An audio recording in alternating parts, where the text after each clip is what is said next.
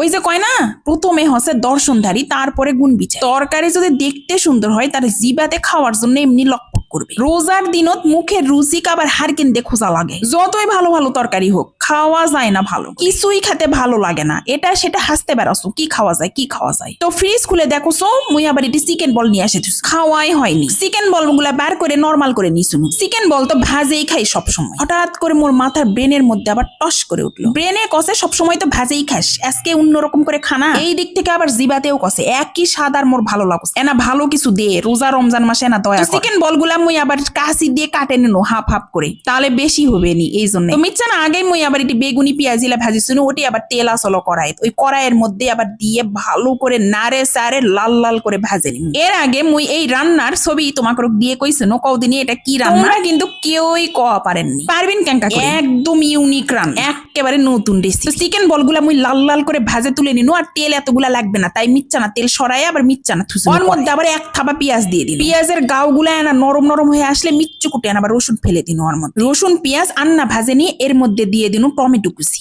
ওই যে কোনো না রমজান মাসে জিবার স্বাদ আবার হারিকেন দিয়ে খোঁজা লাগে, এনা চটাং মটাং স্বাদ না করলে তো ভালো লাগবে না, তাই টমেটো দিয়ে টমেটো ওলা নাড়ে সারে আন্না ভাজে নিয়ে এর মধ্যে মিচ্ছু কুটে আনা পানি দিয়ে লবণ হলুদ মরিচের গুঁড়া ধনা গুঁড়া আর জিরা গুঁড়া দিয়ে সব মশলা দিয়ে ভালো করে আনা কষে কাশে না। ওই পানিটাও মরে আসবে, কষানাও হয়ে যাবে, আবার তেলও ছাড়বে। এখন চিকেন বলগুলা এর মধ্যে দিয়ে দিন ভালো করে। ওই মশলার সাথে এই চিকেন বলগুলাও আবার 1-8 মিনিট কষে নেওয়া লাগে। এখন দেখো একবারে কষাকষি শেষ, মিচ্ছু কুটে আনা এর মধ্যে পানি দিন, বেশি দেওয়ার দরকার নাই। এলা তো একেবারে এখনই তুলে খাওয়ার মতো। এই চিকেন বলে রন্দে রন্দে যান মশলার স্বাদ ঢুকে যায়, তাই মিচ্ছু কুটে আনা পানি দেওয়া। মোর বাড়িতে আবার ম্যাজিক মশলা আসলো, তাই এর মধ্যে আবার একটা ম্যাজিক মশলার প্যাকেট কাটে দিয়ে দিনু। এটা দিবাই হবে, ইনকারা কোনো বাধ্যবাধকতা নেই। তোমার বাড়ির যদি থাকে তাহলে দিবিন, না থাকলে না দিবি। তারপরে মুই দিয়ে দিনু 2-3টা কাঁচামরিচ ফালি করে। এনা ঝাল ঝাল না হলে তো আবার জিবায় স্বাদ পাবে না।